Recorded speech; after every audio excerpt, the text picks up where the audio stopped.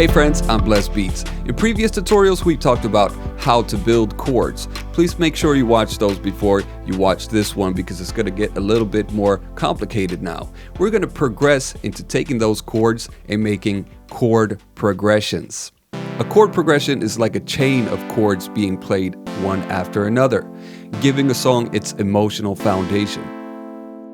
Before we start making chord progressions, we need to cover some theory. And this might seem unnecessary, but trust me, in the long run, this is going to make things a lot easier. So let's get into it. All chords have a specific function in the key. Their relationship to each other is why you can play the exact same chord progression in different keys with different chords, but still it conveys the exact same emotion and movement. For instance, this is a progression in A minor.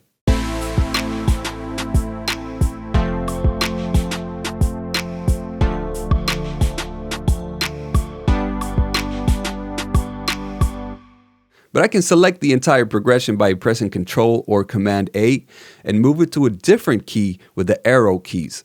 Let's say B minor.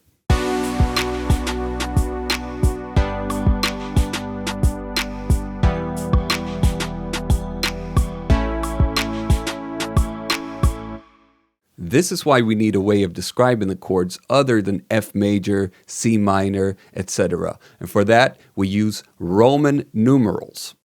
Uppercase numerals mean it's a major chord, and lowercase numerals mean it's a minor chord. Lowercase numerals followed by a circle means it's a diminished chord. The order of the chords is in the same order as the scale notes. If we take the C major scale as an example, the first note of the scale is C, which means the first chord is C major. This is called the 1 chord and is written with an uppercase I. The D minor is the 2 chord and is written with 2 lowercase i's. The E minor is the 3 chord written with 3 lowercase i's. The F major is the 4 chord written in uppercase IV. The G major is the 5 chord written in an uppercase V. The A minor is the 6 chord, written in lowercase vi. And finally, the B diminished is the 7 chord, written in lowercase VII, with a circle at the end. There's some different schools of thought regarding chord function, but we'll stick to the German theory for now. There are 3 main functions a chord can have: tonic, subdominant, and dominant. And if you boil it down, it's all about how much tension the chord has in the key. The 1 chord is the tonic. And this is the chord that feels like home. The 4 chord is the subdominant. This chord has a bit of tension that you can either resolve by going back to the tonic, or you can increase the tension by going to the dominant, which is the 5 chord. This chord has even more tension, and if we stay on this chord, notice how it feels uncomfortable. And it gets resolved by going back to the tonic. And this is what it's all about. This tension and release is what makes a chord progression interesting. The other chords, they have similar functions. The 3 and the 6 chords, they both have tonic functions where they feel at rest.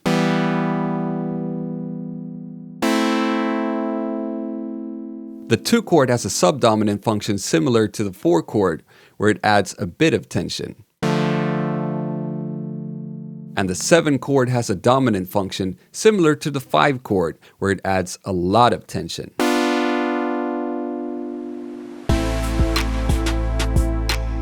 Every major key has a relative minor key which uses the exact same notes and chords but has a different home chord. The 6th chord of the major key is the first chord of the relative minor key. That means that the relative minor key of C major is A minor. The 2 chord is B diminished. The 3 chord is C major. The 4 chord is D minor. The 5 chord is E minor. The 6 chord is F major. And the 7 chord is G major. You can use our chord chart to find all the chords in every key and their respective Roman numeral. We'll leave a link in the description.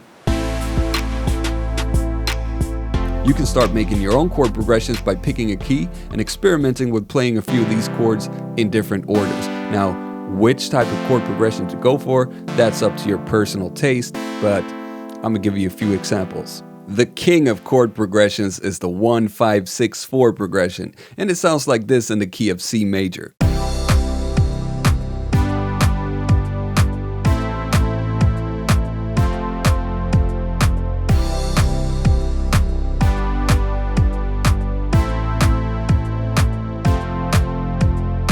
This should feel very familiar to you because it's been used in countless hit songs, from Don't Stop Believing by Journey to Damn It by Blink-182.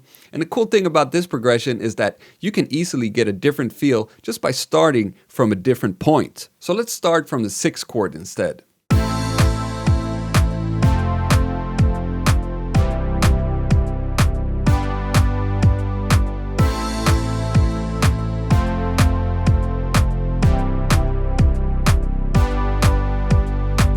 And let's also try starting from the 4 chord.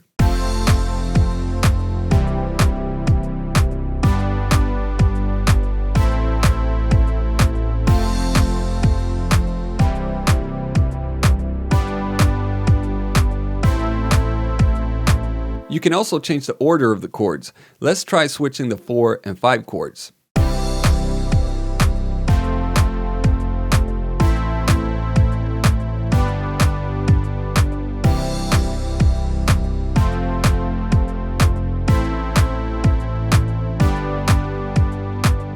And if we now switch the 4 and the 6, we get the most popular progression from the 50s.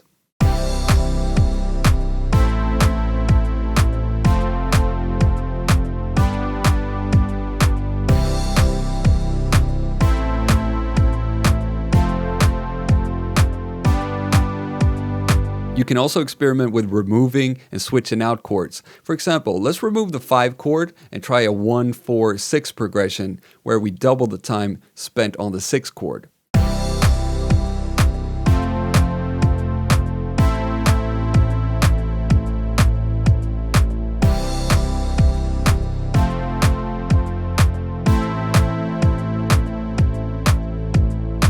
Or we can replace the 6th chord with the 2 chord and play them in ascending order to get a climbing feeling.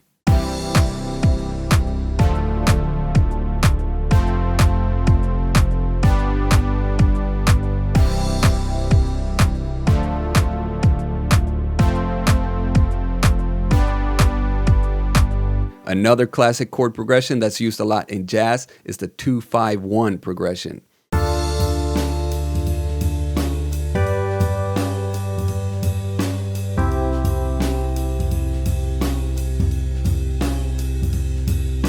This is a good time to mention that you can turn these normal triads into more colorful chords, like suspended 7th and 9th chords like I showed you in the last video. So let's jazz this progression up by turning all the chords into 7ths.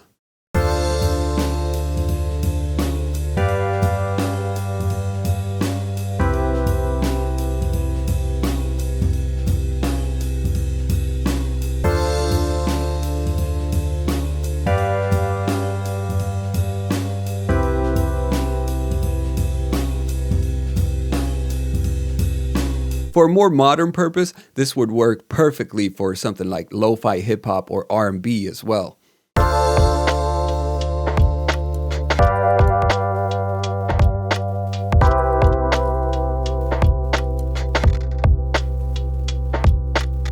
It's also common to add a 4 chord at the end of the 2-5-1 to lead back to the beginning.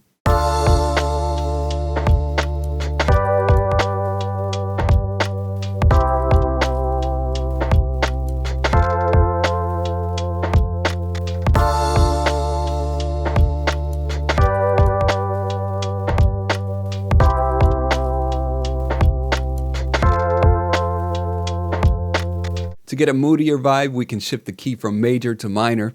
So I'll move from the C major to the relative A minor key, so we can use the same chords. But remember, the A minor is now the 1 chord. Let's make some progressions suitable for trap. In trap, it's common to use fewer chords, and you can even use one single minor chord.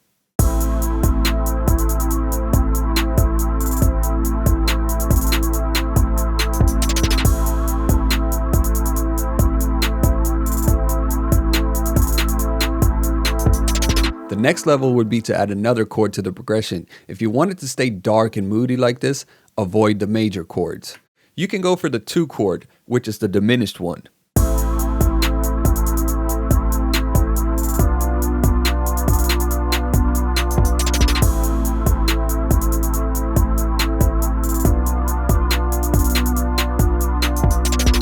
You can also use the 4 chord.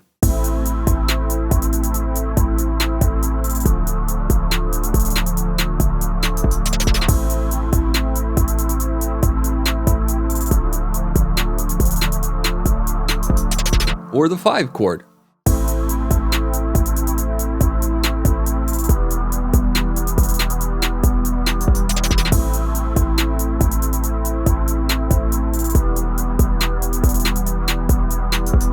Now you know some really common chord progressions, and I hope you've also learned how you can experiment with this to find your own style and sound. And one more tip is to check out the chords of your favorite songs and analyze their function with this Roman numeral system so you can apply the same techniques to your own music. In the next video, we'll make these chord progressions sound more interesting with voicing and rhythm, so make sure to subscribe for that.